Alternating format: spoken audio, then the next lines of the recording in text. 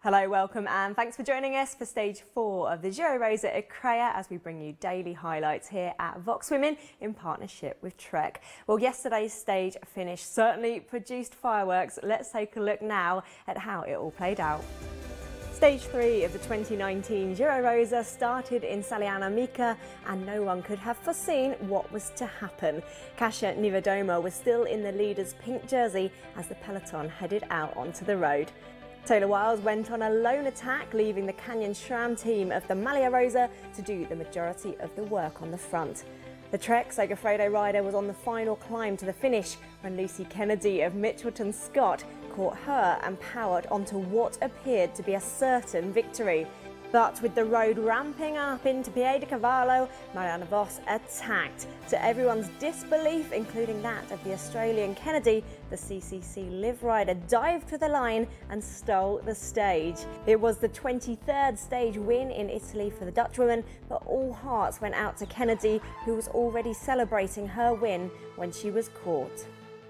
I actually thought, well, this is all or nothing, and but I actually thought it was going to be too late because it was such a big gap still with Lucy. But then, yeah, we entered this final 100 meters on the cobbles, on the pavé, and then a steep last bit. And yeah, when Lucy put her arm in the air, I just had more speed than I came around, so it was crazy. But yeah, indeed, it was heartbreaking for Lucy. When I saw Marianne there out of the corner of my eye as I thought I'd got the win was pretty heartbreaking, but I think when the dust settles I'll be pretty happy with my ride, you know. And joining me once again for stage 4 is Iris Schlappendel. I think we've just about cooled off from yesterday's stage finish, haven't we? But hearing from Lucy Kennedy there, a very good reflection from her immediately after. Yeah, it's a good reflection, and we still feel sorry for her, right? But what Marianne Vos did there in that final was just incredible, and I don't know if she didn't celebrate or, you know, if she knew Marianne was coming, if she could have prevented this. I mean, she had such an acceleration. I mean, this is where we talked about yesterday as well. It's the race instinct of Marianne Vos and timing that final attack like perfectly. I mean, it's pretty amazing. It really was incredible, wasn't it? Because, you know, we say Lucy Kennedy would have played that over and over, but we certainly have looked at that stage finish again and again, and you still would look back and think she's left it too late. Vos will not get her by the line. I was thinking about it also, of course, last night and reading stuff on the internet, and you know, it's the 23rd victory of Marianne Vos in the Giro, and now she is like the overall most winner of the Giro. She has more victories than Fausto Coppi in the Giro, actually. Yeah. So that's pretty amazing again. It really is a truly remarkable rider. And looking to today's stage, before we get to the really big mountains tomorrow, it's relatively flat, another flat stage in Italy. But what do you think could unfold? Because speaking to some of the riders earlier, we heard that a lot of people want to break to stick because they don't want it to be the same bunch scenario. Well, I think it's a good day for a break. A lot of riders would have marked this day as a potential breakaway stage. Yeah, so it can be in very different very different scenarios. I made a list of favorites for today, which, sorry, but they have a lot of Dutch people on it. Again, Marianne Vos, but I think it's also a great stage for Amy Pieters from a breakaway, but definitely from a bunch sprint as well. But if we look at sprinters, then it's of course a stage for Kirsten Wild. Could be the only stage this Giro that she could win. She has also a big track record of Giro stages. And then there is Lucinda Brandt or maybe Demi Vollering from Park Hotel, the young riders that has a great year.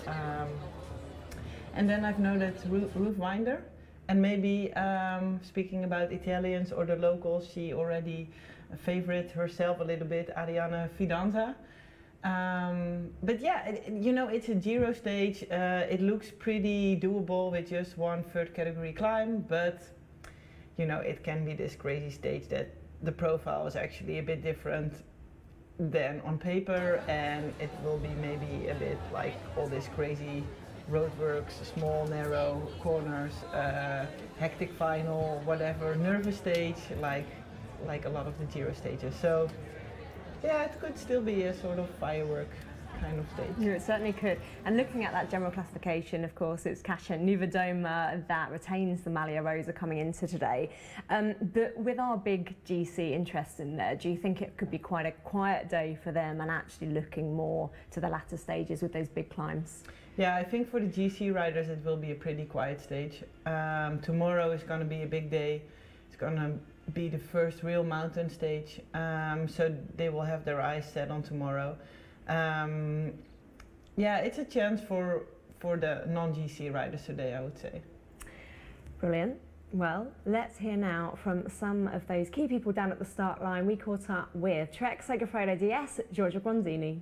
Yeah, sadly yesterday Taylor has been caught and 1.5K to go, and was really super nice attack, and she felt really good and she was looking really well, so it's a bit sad, but the girls are sticking the plan that we have made, and I'm really super proud of them. In the finale, yeah, not the best legs for Elisa yesterday, but you know, day up and down can happen. So I hope that today Elisa can rest a bit, because today there is not so big climbing, so maybe she can rest a bit and see what's going on tomorrow. And the girls are super concentrated, and every day is a new day, so it's a new opportunity always. We must be with open eyes.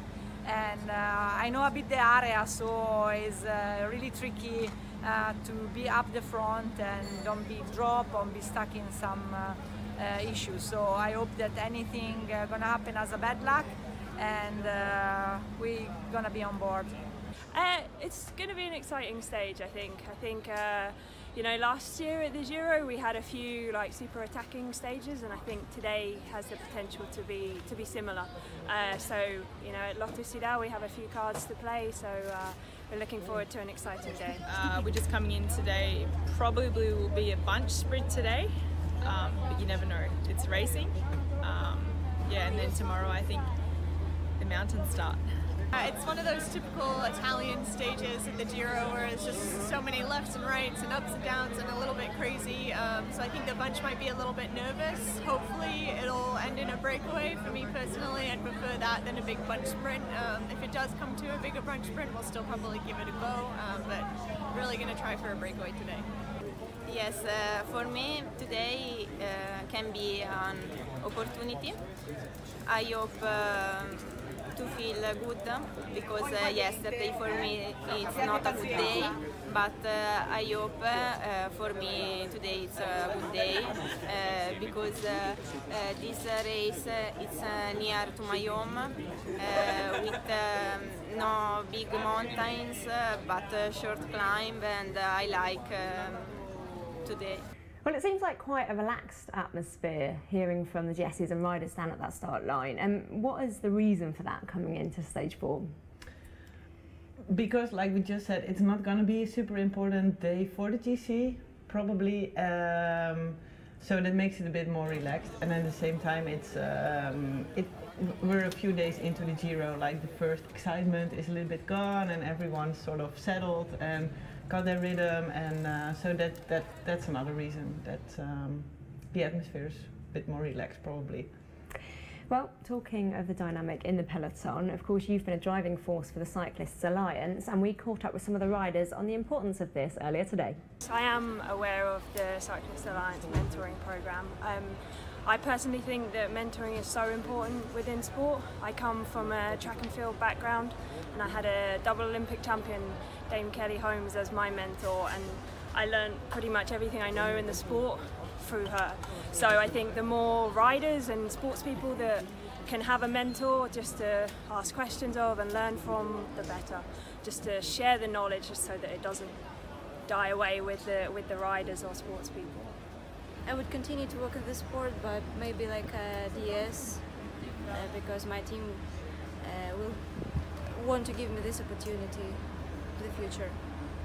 Well, it's really brilliant to see the smaller teams as well as those key players all receiving support here, and that is really important to the Alliance, isn't it? Yeah, of course. We're not here just for the top riders or for the riders who are in the lower ranked teams. I mean, we're here for every rider, and it's great to hear also from these riders that they have the ambition to stay involved in women's cycling in a role as a DS, for example, in the future, or any other role. And I think our mentor program is very important in this. So we in the mentor program we link experience with unexperienced riders, so they can be mentored in, you know, there's no school to become a professional cyclist, and so this is very, very helpful for the riders. And at the same time, we try to help those experienced riders as much as possible in a future career, if that's in cycling or in any other field.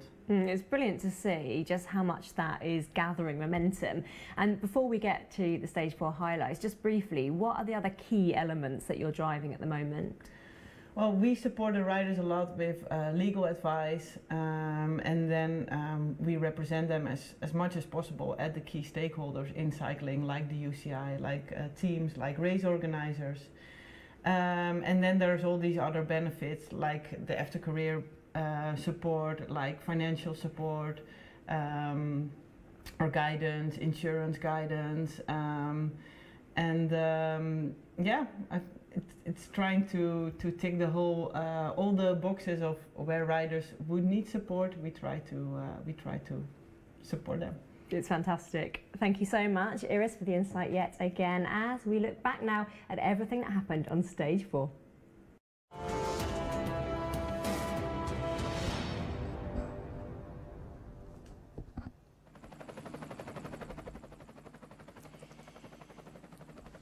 Stage 4 of the Giro Rosa Ecrea, the zona to Rianza, 100.1 kilometres lies ahead, and there's confirmation of the general classification as we come into today. It is indeed Nivedoma that still sits at the top of that GC. And moving into second yesterday was Cecily Uttrup Ludwig of Bigler Pro Cycling, who sits at 20 seconds, and it was the rider of the day, Marianne Vos, with that incredible late surge to the line, and she sits third in that general classification at 25 seconds currently. Just getting scenes of another beautiful setting to Stage 4 at this race in northern Italy. Absolutely stunning, and so much crowd support out at each and every stage start so far this week. Alongside me in commentary once again is Iris Slappendel, and we've got another exciting day ahead. We have, and let's see what it will bring. Getting insights from the rider sign-on yet again. A lot of calm, it seems, ahead of today's Stage 4. I think it's a sign of what's to come, isn't it? Because we've got some very big mountains coming up in the latter parts of the Giro Rosa 2019, and today, albeit not flat, could be a little bit more of a chilled one for some of the riders in that peloton. Yes, it's definitely a little bit of an in-between stage. Tomorrow is a stage that some riders are really looking forward to, and some riders are really not looking forward to, I think. And today could be that last chance for, or maybe the only chance for that breakaway or a bunch sprint. I just saw Cecily Uttrup Ludwig, big smiles as she signed on this morning, currently second in that general classification. Park Hotel Valkenberg. Yeah, one of the revelations from this year, I would say, with their rider Demi Vollering, and also Lorena Wiebes, who's not here at the Giro but had an amazing season so far. And they're carrying the mountain jersey at the moment with Sophie de Vuist, the Belgian rider. It's a mostly Dutch team, a young team, and yeah, they've certainly had a very impressive season so far, haven't they? It's a team that's really surprised themselves, I think. But racing a Giro is something different, and it will be a big experience for a lot of those riders riding it for the first time. Well, this lady, Elisa Longo-Borghini, is very experienced. Elisa Longo-Borghini in the very distinctive bright blue jersey there. Of course, best Italian in this race. A massive home favourite, and indeed with her team, Trek Segafredo, and they've been brilliant to watch in terms of animation out on the road yesterday in particular. Sunweb signing on and taking to the stage. And it's Lebu there, who wears the white jersey, of course indicating the youth competition or young rider competition in this year's Giro Rosa. Brilliant recognition of that talent. And it's Mitchelton Scott. Annemiek van Vleuten with number 1 on her back, defending champion this year. And now we see Kasia Niewiadoma in the pink jersey, the Maglia Rosa, as she signs on with her team, Canyon Schramm, of course, still topping that table. Hannah Barnes, Tiff Cromwell next to her, just joining her up on the stage. And Oma Shapira wearing her national jersey, recently crowned national champion.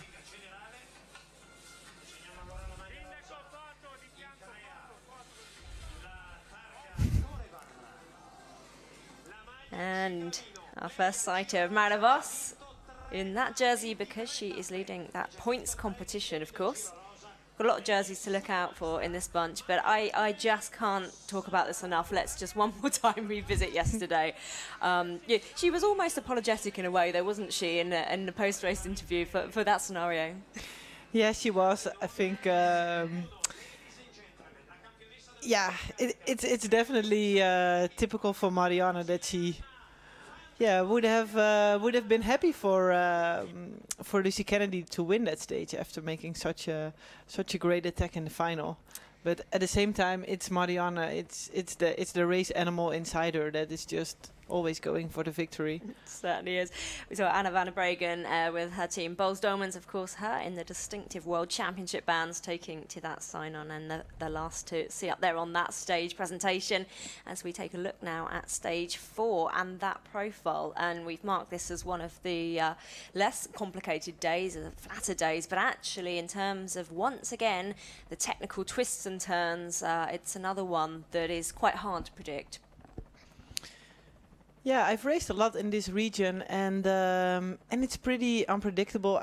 Like you say, we can have very different race scenarios. It's not hard enough to drop the real sprinters, but at the same time, like we've said already a few times, it's one of the only opportunities for a breakaway, for like the all-round riders, I would say. And I think especially the Italian teams are gonna try really hard to get that camera time. Yeah, big opportunities for those teams today. As we saw, the flag drop for the official start and the neutral rollout here of stage 4. Annemiek van Vleuten in that Women's World Tour leaders jersey to the left, Kasia Niewiadoma in the centre of the screen, Sophie de Voice there wearing green. Lebu is in the white, and Elisa Longo-Borghini to the right in that blue. We're spotting a lot of jerseys in this peloton. Of course, things changing, but a lot hasn't changed since yesterday in terms of who we're seeing lead those classifications. And that is a sign of the style of racing here, that we're seeing a lot of turns out of these towns and the starts and finishes, making it, you know, often feature unexpected things like the cobbles, like the tight turns, and that's an interesting one for the Giro Rosa in particular. Once again, we're taking a look at this profile and just seeing how many little peaks and troughs could really spread things out here. And we are looking at the head of the race at the moment, and it looks like we have a 3-rider breakaway out on the road now. And that is Nadia Quagliotto of Ale Cipollini, and coming through behind her is Letizia Borghese, and the pink rider there is Chiara Perini. An interesting 3-rider breakaway here. Well, it's a full Italian squad, so that's it's a good day for the Italians. So so far I can throw away all my predictions of another Dutch stage winner. I'm sorry, Iris. But they'll have to make it to the finish first. It's a good day to be in a break. I mean, you're out of that nervous pack and you can just work together. It's a hard day. It's a long day for this break. But it's 3 really young riders, actually. They're 22, 21 and 20 years old only. Goodness me, yeah. I mean, all characterised by being the Italian riders with a big interest in this race, especially today as we talked about taking those all-important opportunities, and all 3 being very young riders. So, you know, this will be a very important day for them to show out here on the front, and we'll get confirmation of that time gap, but it's looking pretty significant at the moment, pretty convincing in terms of the gap forming behind. It's also definitely 3 teams that that are looking for a breakaway day. Oh, it's a bit confusing roundabout. And we are seeing riders take the path across the grass, and indeed the camera bike there, it looks like slight off course there, yeah, but we are back. Probably not the original course, but let's hope they're back on it. It's only 18k to go, so now we see they have a 4-minute advantage. Well, it looks like... Never a dull moment at the Giro, Rosa. You still have to pay attention where to go. Very, very true. Has this happened before to you, presumably? Yeah, this happened before, and it also happened in the Giro.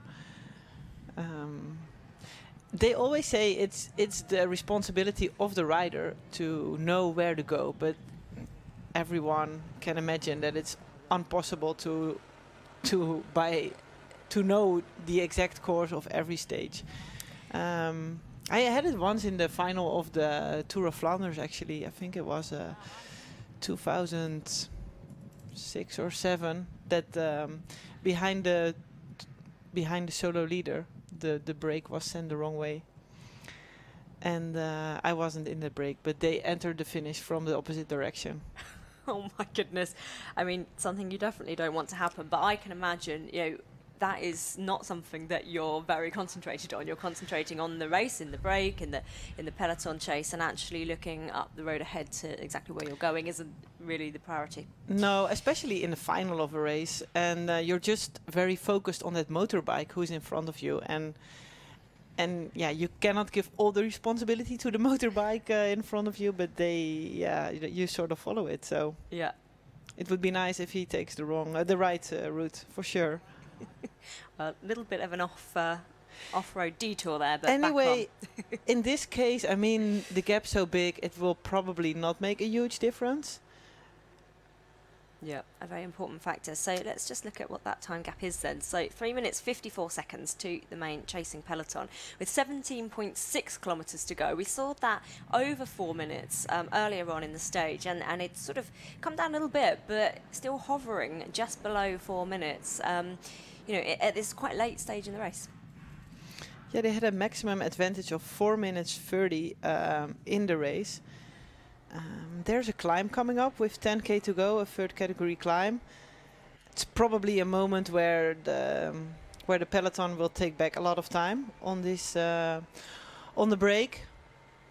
But still, they definitely have the blessing of the peloton to go for a stage victory today. I mean, it's 3 girls that are not really a threat to the GC riders.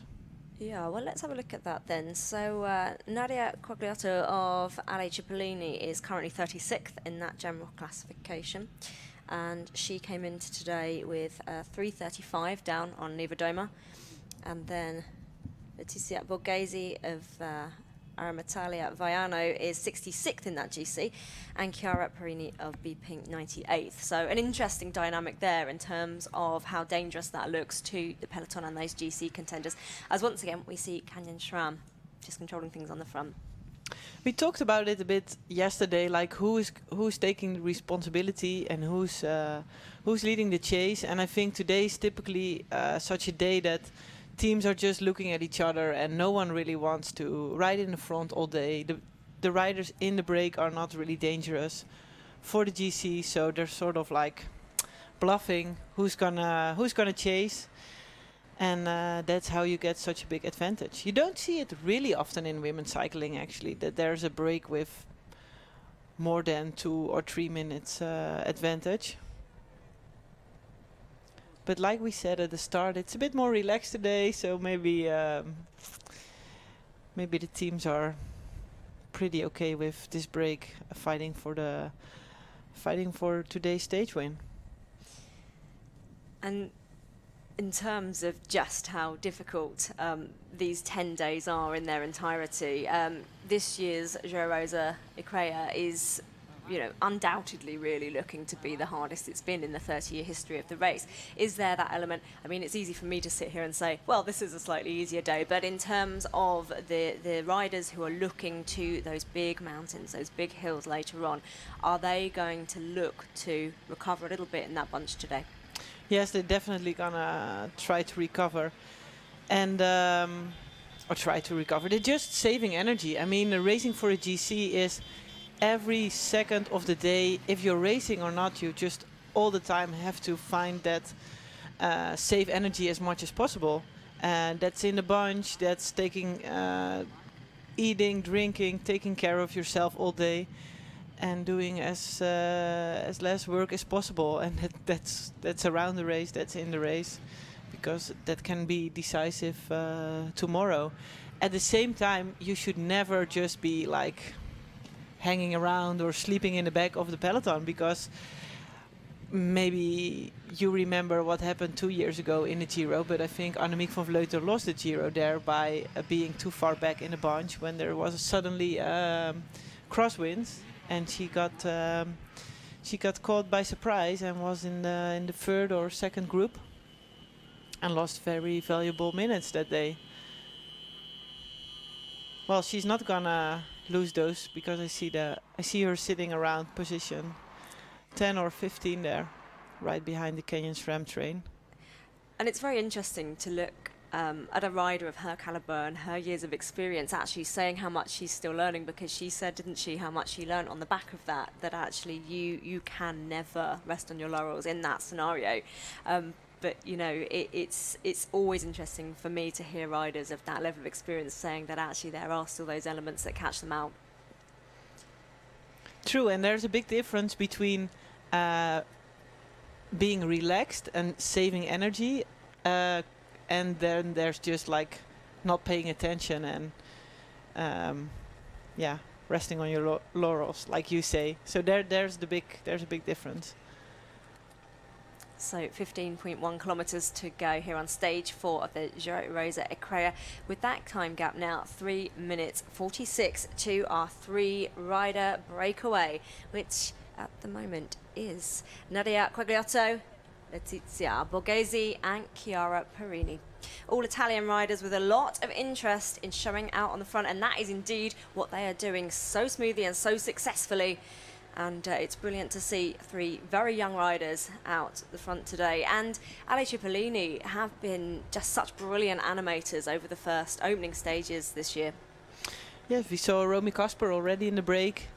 And, you know, I've been talking a lot about the Dutch riders, of course, since I'm Dutch, and I know them well. And they're of course, they're great riders. But the Italian generation that's coming up is really, really promising. I mean, we're looking here to 3 very young riders, and which I don't know much about, honestly. But especially Quagliotto is a rider that's been around for a few years. She's been European junior champion already back in 2015, and she's part of the Italian squad at European champs and world champs over the last few years. So she's a well reckoned rider, and that's I think she was actually second in the young riders classification last year, where she had a battle for that jersey with her with the fellow Italian Sofia Bertizzolo, who eventually won it. Same generation, same age. Also very promising rider racing this year for Team Virtu. So yeah, there is a lot to say about the Italians, and I think in general about the upcoming generation of women's cycling.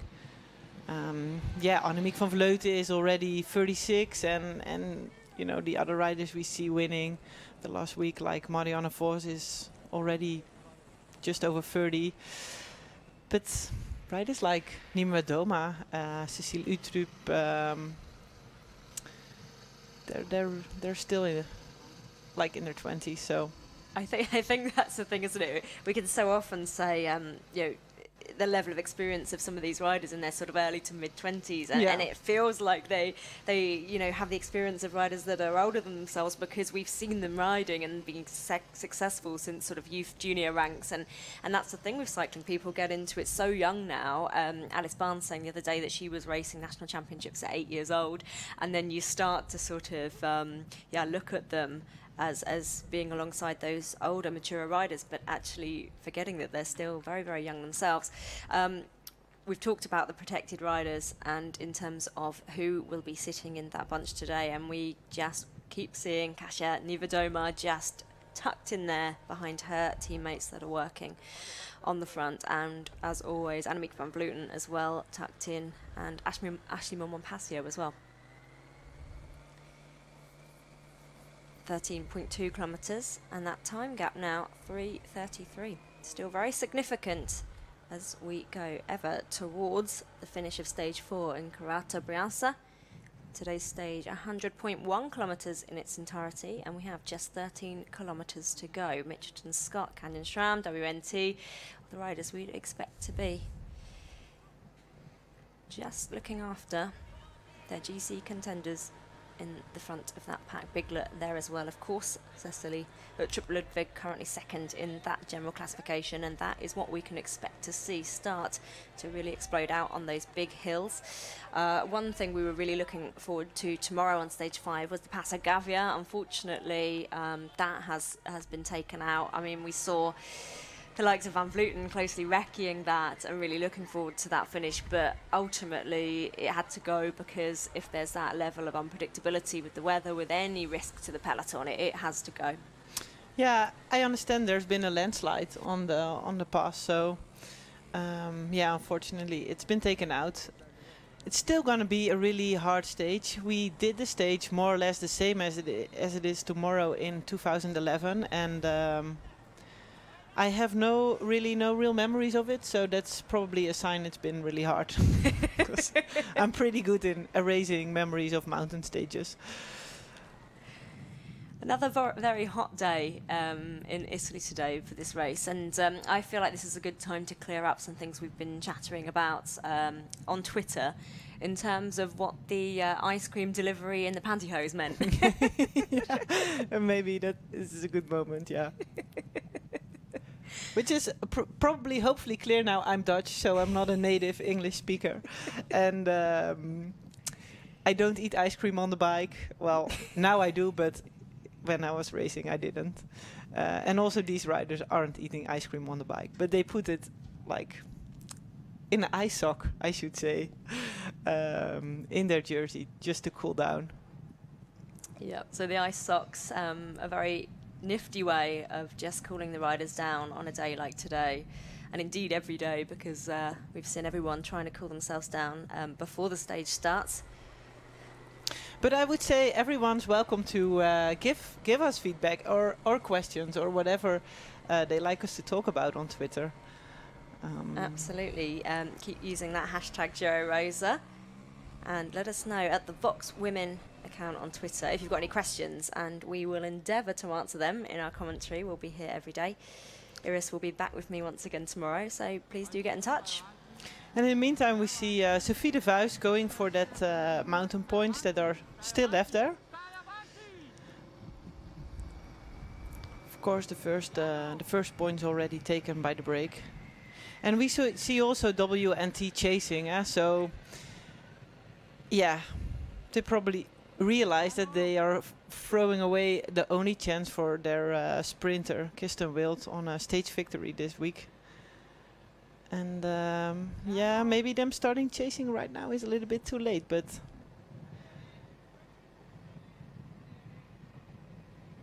Sophie de Voice there, of course, in the green of the Queen of the Mountain jersey classification as she crosses that line there. And that's the thing. It's a day where we have found it hard to predict as to how much a breakaway would stick. There's a lot of people that wanted to get into a break today, but that bunch sprint interest is there with the likes of Kirsten Wild. Yeah, I think for a lot of teams, they were interested to be in the break, but they're also like evenly happy when it would be a bunch sprint. Teams like Bulls or CCC or maybe Lotto Soudal who have Kopecky, Lotto Kopecky as a good sprinter. I think the only team that would really want to have a bunch sprint today would be WNT. Rotor with Kirsten Wild. What happened really early on in the stage is that you see riders like Chantal Blaak trying to go for a break, but they're way more covered as maybe these riders. So finally they got a chance to go for a victory. It's been 2017 that there was an Italian victory in the Giro Rosa by Marta Bastianelli, who isn't here actually this week, which is really unfortunate. She's still recovering from sickness. And that is what it so often comes down to, isn't it, in terms of riders being marked, being looked at, and actually the opportunistic riders having that opportunity to really take advantage of that. I know it's sometimes, as a rider, it's been sometimes annoying racing for a big team. Like the years I was racing, for example, for Rabobank, you're so marked that you sometimes feel like everyone is getting a chance to go in a break except me, just because I'm wearing a Rabobank jersey. But I mean, it has a lot of advantages as well to be in a top team. So true. Both sides on every story. But this group is really working well together, and they can smell their chance for victory right now. And honestly, I wouldn't say if they go to the line, like we say in Holland, who has the best papers. I don't know what's the English expression, but yeah, that's a good turn of phrase. And that's the point, I guess, where we've seen them working so well together. I mean, what level of communication? We could see a little bit of movement there, a few hand gestures, and talking to each other. Yeah, well, if you're in this kind of break, a long break in a Giro, you just want to be there in front as long as possible, and that's probably what they agreed on, or don't even have to agree on, because they just know, like, we have to work together to get as far as possible. And then in those closing kilometers, you see, like, what are your chances? How big is the time gap? Is there time to play that game of maybe not taking your turn anymore, or doing that late attack from the break, or if you just have to power on full gas for those few seconds that are left? When you see riders start to play those games a little bit too early, it gets a bit nerve-wracking, doesn't it, in terms of that time gap, where that sits, how active the peloton are being behind. And actually we have seen many times a convincing breakaway look like it's going to go to the line, and then that game of cat and mouse starts a little bit too early. That's true, yeah.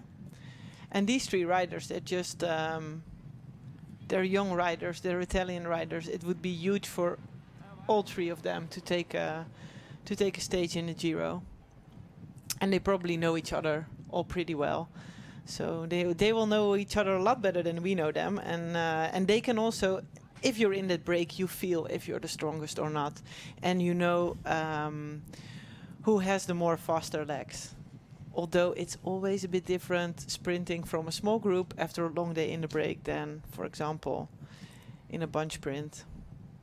Yeah, that dynamic completely different when you've got that fatigue in the legs from a very long day out there alone or in a small breakaway. And it's who knows the final best, who knows what to expect, where to go, where to time the sprint. Is there a possibility for, I don't know, a late attack with 1K to go? And knowing these roads, with all the dynamics here in northern Italy, it has to be a huge advantage. We saw, as you mentioned, but we didn't see on the screens, but earlier on today, it was Chantal Black, Audrey Cordon, Rago and Remy Casper that actually tried to get away quite early on in the stage, but were very, very marked, brought back very quickly. And it was Perini, Quagliato and Borghese that established that break, 3 young Italian riders, as we have 7.2 kilometres to go here on stage 4 at the Giro Rosa, and that time gap is 2 minutes 48, so it's certainly not tumbling down. No, it was also Anouska Koster, the Dutch lady of Team Virtu, trying to bridge to these 3 riders, but was a bit too late and didn't make it, and eventually got caught by the peloton again.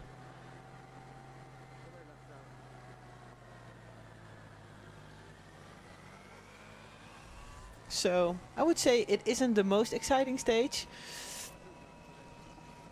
but maybe we were a bit spoiled after yesterday's final. I think we certainly were spoiled yesterday.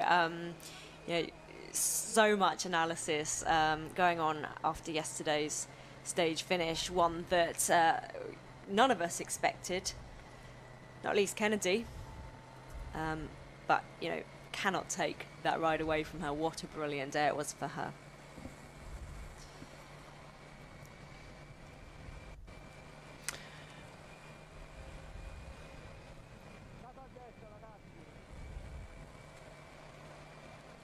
So, reminder of our 3-rider breakaway. We are just seeing Ale Cipollini's Nadia Quagliato just coming off the front there, and it is Letizia Borghese of Armitalia Vaiano that comes through next, and it's the B Pink rider Chiara Perini who comes through on 3rd wheel there. And it's Mitchelton Scott here. First 3 in this peloton. 6 kilometres to go. Yeah, it's Monique Tenninglow here leading the bunch in front of Amanda Spratt. Must probably be the tallest and the shortest rider in that team. Followed by Annemiek van Vleuten there in the pink jersey. You can always spot Amanda Spratt, can't you? Very distinctive riding style, very compact on the bike.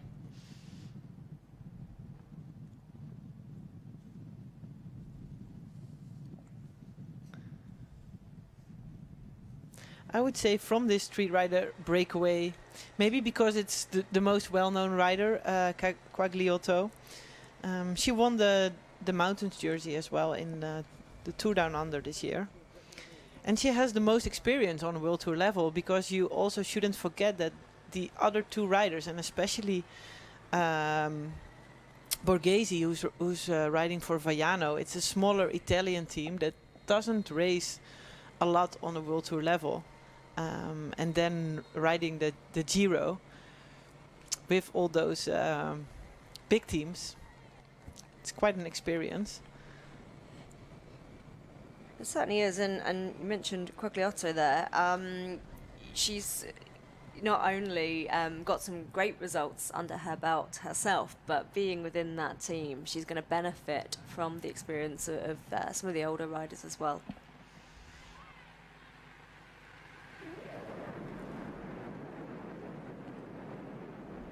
Just seeing this string out here in the peloton, but just 4.9 kilometres to go now with that big gap. Yeah, and here in the front, they start powering on, and they should definitely they can definitely start to believe in racing for the victory today. We see time and time again breakaways go away and of course get brought back on so many occasions. But what will be going through these riders' minds when they get to this point, and it is realistic, it looks very likely. That must be quite an interesting one psychologically. It's a change of mindset, because until this point they've just been wanting to stay away, and from this point they should make a switch and they should start to think like, how am I gonna win this race? And that's something really, really difficult, and it's something you learn in time by racing as much more and more finals. yeah, it's like I said before. You have to think about what are the strengths of your components. What are your own strengths? Should you stop rolling through? Should you try to say play poker and save in that last bit, or is there a moment where you can maybe attack? It's really about making a game plan for yourself in that last few kilometers, and that really depends on the kind of rider you are and the kind of riders your opponents are and how fresh you still are, and on the nature of the final. And here's an attack by Borghese. So it is Borghese, as we've talked about somebody pouncing at this point in the race and thinking about that game plan to win. She is the first to pounce, but Quagliotto goes straight onto her wheel, the rider from Ali Cipollini. Now, Ali Cipollini have said that they've been very active already. They'll be very, very hungry for that stage win today, of course. What does she need to do? Yeah, it's difficult for me to say because I don't know her opponent so well. But if she has the confidence that she can beat them in the sprint, she's maybe the oldest. She has the most kilometers in her legs. She's maybe the best prepared. Then she just shouldn't put too much effort in it anymore right now, and follow the attacks of the others and try to save all for that sprint. In the meantime, we see Kirsten Wild here still, and also Lotte Kopecky still up in that bunch, in the front of the bunch. So they have definitely survived this stage, and they probably have thrown away a chance on a stage victory. Yeah, that time gap still well over 2 minutes there with just 3.1 kilometers to go. But the fact that, you know, that this rider attacked the youngest of the three shows she has guts. Or it shows that she's very unconfident about the sprint. Yes. Looked like she didn't want that to come down to a sprint there against Perini and Quagliotto. But Quagliotto, interestingly, straight on to the move as soon as Borghese injected that pace. Yeah. And they're a bit... the cooperation is a bit gone now. There in the break, which is always like this in the last few kilometers. And then it's also really important to keep your head cool and don't get wounded up by whatever your fellow breakaway components are telling you to do. You should make a plan for yourself and then stick to that. And I guess that just comes with more and more and more experience, doesn't it? Actually just sticking to your game plan, not letting yourself be sort of spooked in those closing stages. Yes, definitely.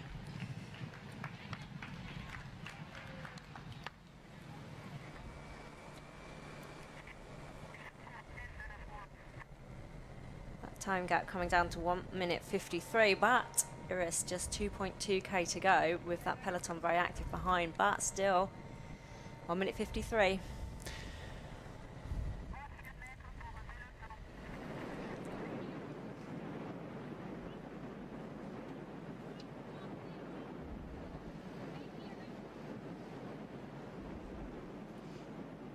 So, stage 4 from Sona to Karate Brianza, 100.1 kilometers, and it has come down to our 3 rider breakaway. Many tried earlier and were very marked women in the peloton, and it was the 3 young Italians that got away from the pack.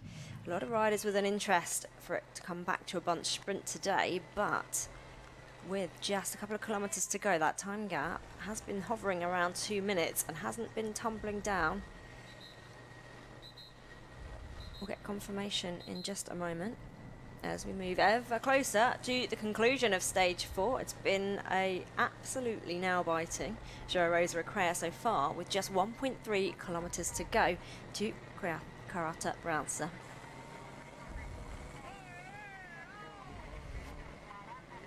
And it is Letizia Borghese of Natalia Vaiano, who's just flicked off the front there.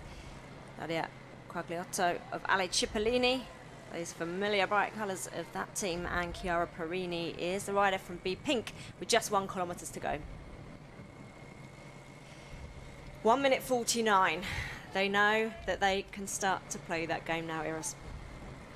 Yeah, now they're just thinking like, I wish I studied that final a little bit better this morning. When's the last corner? But they're racing all with communication, so they have a DS back there in the car who can give them that information as well. So it's Chiara Perini on the front, all looking to each other now.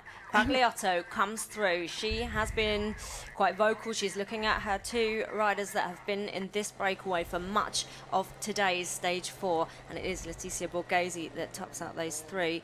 Just all looking around now as we are in the closing kilometre of stage 4 into Corate Brianza. The stage was over 100k. It has come down to these 3 riders. They have a big gap behind that peloton. Didn't bring it back for the sprint.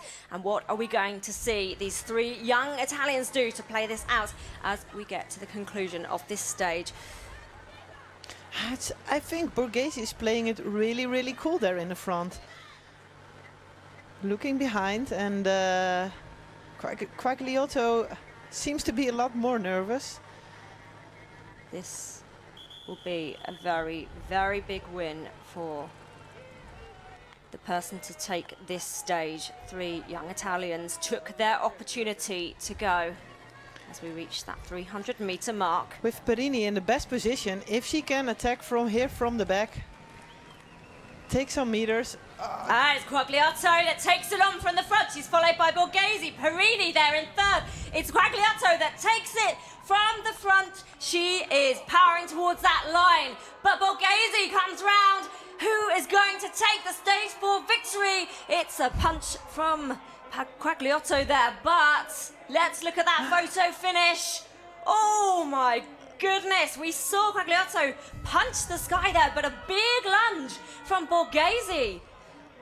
And it's Borghese who takes it. Letizia Borghese of Natalia Vaiano. She takes the stage victory. Iris, how close was that? Yeah, it was again so close, and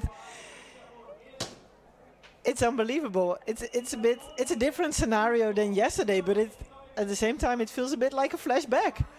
And here comes the peloton, led by Marianne Vos. Marianne Vos chasing in to lead the peloton to take the next position there. Familiar figure of Vos. She would have liked it to come back for a bunch sprint today, but indeed it was our 3 young Italians that stayed out there for much of the day on stage 4. And as we see a repeat of this, it was Quagliotto that led from the front. She went. She thinks she's taken the stage, but she doesn't lunge the bike. Borghese gives a huge throw there, and on that photo finish, not even a tyre width. What an incredible finish we've seen yet again, just watching Vos come through here to take 4th. Wow, what an amazing finish by the young Borghese. And I would say Quagliotto also had like such a small gear. Borghese just came to speed a bit slower but faster. Look at that confirmation of an amazing bike throw by the Vaiano rider. That brings her the win. Letizia Borghese, this will mean so much to her and the team. Look at this. Wow. This is brilliant to see this response. We knew this would mean so much to the entire team. You know, getting to that point where you believe you can do it, you can believe it will happen, and actually thinking that's probably gone to Quagliotto, and she did a stunning throw, and it shows there, confirmation of that result of those top positions, that Borghese takes it and actually believed that it was still possible yet again to the line, and proving how important it is. So what has that done to the general classification? It is Nuvodoma that still tops that, followed by Utrecht and it's Vos there in 3rd position. but once again, believing that you've got to fight everything to the line, and that lunge can make all the difference. It's true, it seems to be like grandi sacrifici, grande coraggio, the repeat lesson of this week. E anche testa, tanta testa e non mollare mai, perché ci sono state tante giornate difficili, ma veramente ho sempre creduto nelle mie possibilità e ho sempre creduto di avere dentro qualcosa di forte, di poterlo dimostrare. Yeah, it was fun stage actually. All the time something was happening, and then this breakaway went away. It was actually a perfect situation for us, because then we knew that the final will be less stressful and nervous or hectic. I was kind of surprised once I saw that they almost had like 5 minutes, so we started to chase, and my team was great. They just immediately lined up in the front and did amazing job. And yeah. What about tomorrow? Yeah, it's gonna be a very challenging stage. Yeah. Well, I'm enjoying this moment for now, because I'm done with the race, the stage. But yeah, definitely tomorrow is one of the hardest, one of the most brutal stages in the Giro. Letizia Borghese of Armatalia Vaiano takes to the podium, and you can just see what this stage victory at this race, the Giro Rosa, what that means to her. Yeah, it's amazing. I didn't understand anything of what she was saying. She was still speaking so fast with my little few words of Italian, but I mean, she's obviously overexcited. Yeah. And this is, wow, this is a breakthrough win for this young rider. Kasia Niewiadoma, once again retaining the pink jersey. She has the Maglia Rosa on her shoulders going into what is going to be a very interesting stage 5 tomorrow. I think keeping her cards close to her chest as usual, not saying too much about the GC ambitions, but we know what a beautiful climber she is. Little swig of the champagne there. And Marianne Vos takes that points leader's jersey.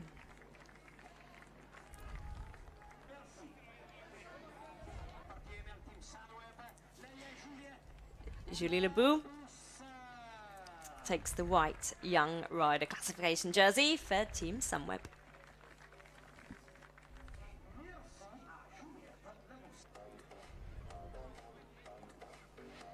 And Sophie de Vuist retains the mountains jersey, the green jersey.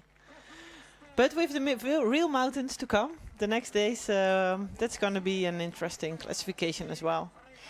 Aliso Longo-Borghini wears the best Italian blue jersey. I know this is special for her to pull on her shoulders, as she has indeed for the whole of the Giro Rosa at Crea 2019. And tomorrow, I can't wait. It's going to be so exciting. Me neither. I'm really looking forward to tomorrow, a totally different kind of stage. Very, very different. But let's look back now to the rollout on stage 4. And we're getting a look now at that 3-rider breakaway that proved to be that very decisive and very important move of the day, which definitely stuck. They had that time gap over 4.5 minutes at one point, and then the peloton, sensing the danger, chased that down in organised fashion, but they had taken quite a big time gap by that point. It came down to less than 2 minutes, but indeed it was an incredibly established move, and it was Letizia Borghese, Nadia Quagliotto and Chiara Perini that were out front, working very, very well together. We're seeing a little detour across the grass here as the riders went off course. Sometimes, as you mentioned, Iris, happens in bike racing, but very quickly back on.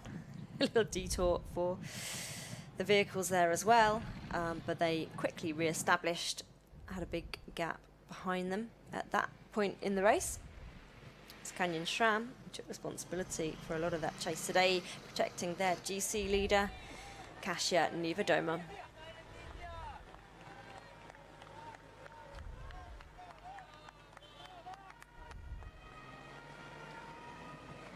Saw the 3-rider break. The three young Italians working tremendously well together. Sophie de Voice there, who is wearing the green Queen of the Mountains jersey. Just distancing the peloton a little bit there as she went for that. And then we saw the big move from Quagliotto that looked like it was going to see her take victory on stage 4. But indeed, as we saw yesterday, it was all to play for until that line, and with a big throw of the bike, it was Borghese that took the win, despite Quagliotto thinking that she'd sealed the victory. And when we take a look back at that replay, we see just how devastatingly close that was. We did say earlier in the stage that it could be any of those three young riders that would take the stage win, the stage victory here today, but it was Letizia Borghese from Amarant Italia Viano that took it, and it meant so much to this rider and her team. A beautiful victory. And, you know, I can't really say about yesterday, but for today I think Quagliotto really lost it by putting her arms up in the air, because with that few centimeters of difference and, you know, putting your body up, and that's just making the difference. I mean, the bike throw there is really bringing her the win. And if we'd seen 2 lunges, could have been a different result, but a brilliant ride from our 3 riders who were out there for much of today. General classification wise, it's Kasia Niewiadoma that sits at the top. 20 seconds back is Cecilie Uttrup-Ludwig, and 25 seconds is Marianne Vos.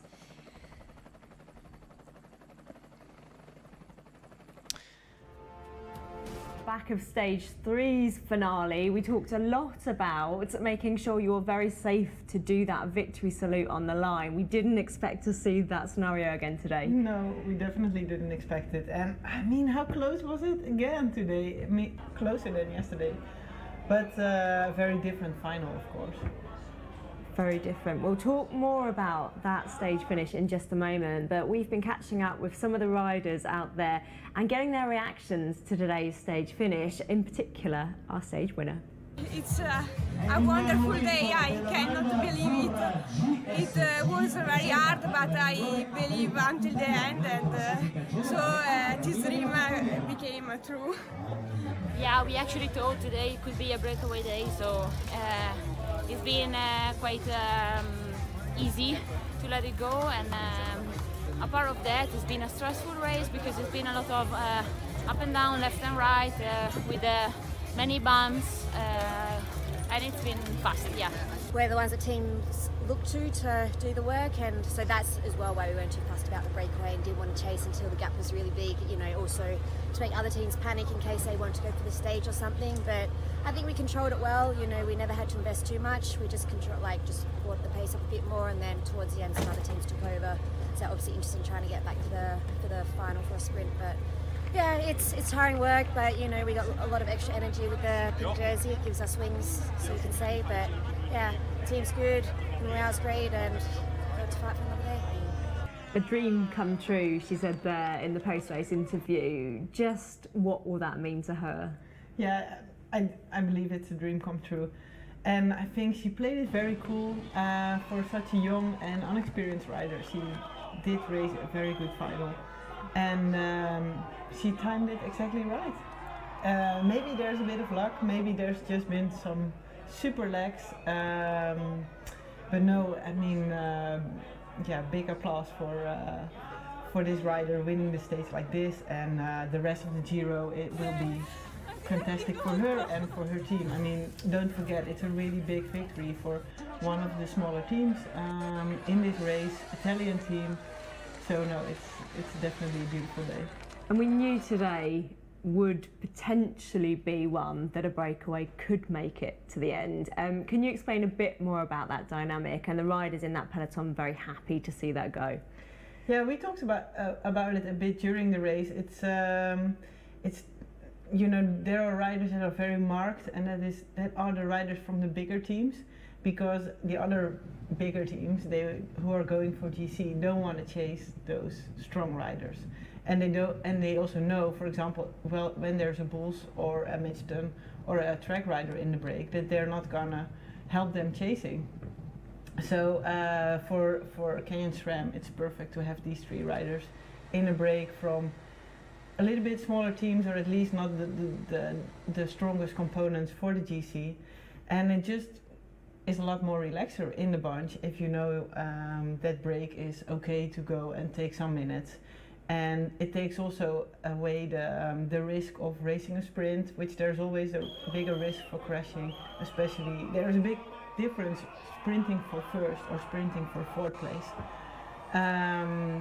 So yeah, I understand Tiffany Cromwell explaining their tactics like this, and I mean they still take the responsibility to bring it back to a smaller gap, but yes, for them it's okay to have such a break go. Now let's have a little look at tomorrow's stage profile. It's when we're going to see those hills, those gradients, and indeed those mountains really kick up. And there's some people that were quieter today that I am very excited to see come into action tomorrow. Yeah, that definitely plays along also with having a break going today. I mean, the riders of Kenyan SRAM and also from other teams, they know tomorrow is going to be a hard day, and everyone tries to save that energy. Today, which they have done very well. So tomorrow is going to be an exciting day, and let's see, it's going to shake up the GC for sure a little bit more than today. Iris, thank you. Well, we're very excited for tomorrow's stage 5. Join us at the same time tomorrow. Bye bye.